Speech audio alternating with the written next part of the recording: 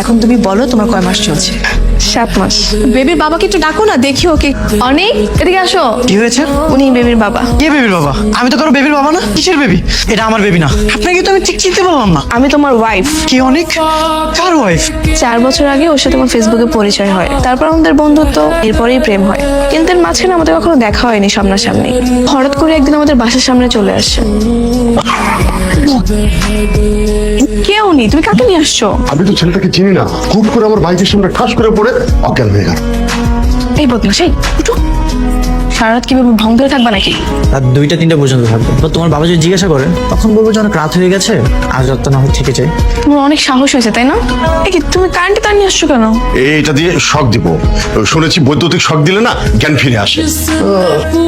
বলছিলাম না, হ্যাঁ, যে বৈদ্যুতিক শক দিলে জ্ঞান ফিরে আসবে। দেখেছিস, দেওয়ার আগেই জ্ঞান ফিরে গেছে। আপনি কে? আমি কে সেটা জেনে তোমার কোনো লাভ নাই। তুমি কে বাবা বলো তো? আমি কে? আমি তো নিজেকে চিনতে পারছি না। আপনারা কারা? ওকে না আমাদের বাড়িতে কয়েকদিন রেখে দিই। তোমার বাবার বাইকটা চালিয়ে কিন্তু অনেক মজা।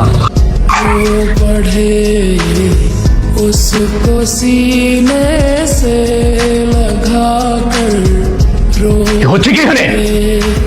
অনেক কে আপনি? আমি খুলনা 3 নং ওয়ার্ড কাউন্সিলর হাবিব চৌধুরী। আপনি কারণ মতো নিয়ে আমার ছেলেকে বিয়ে দিচ্ছেন। আসলে ভাই সাহেব, অনেক বাইক অ্যাক্সিডেন্ট করার পরে ওর স্মৃতিশক্তিটা হারিয়ে ফেলে।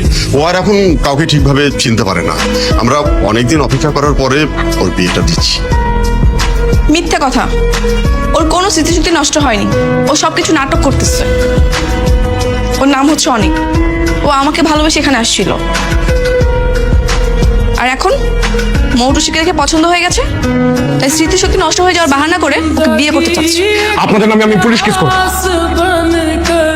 তা অসুস্থ ছেলের জীবন নিয়ে ছিনিমিনি খেলছেন, সুযোগ পেয়ে বিয়ে দিয়ে দিচ্ছেন। এগুলো কোনো কাজ আপনাদের? ভাই সাহেব, ভেবেছিলাম এতিম ছেলে আর স্মৃতিশক্তি কখনো ফিরবে কিনা।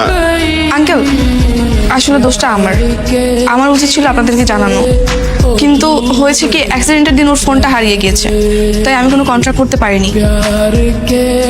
এই তো, এরপর ও আস্তে আস্তে সুস্থ হয়ে ওঠে, আর তারপর আমাদের বিয়ে হয়, আর এখন ওর বেবি আমার পেটে।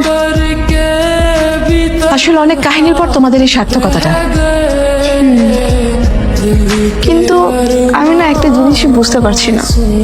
ডক্টর তো বলেছিল ওর আর কখনো স্মৃতি হারাবে না, তাহলে ও কেন আজকে আমাদের চিনতে পারছে না?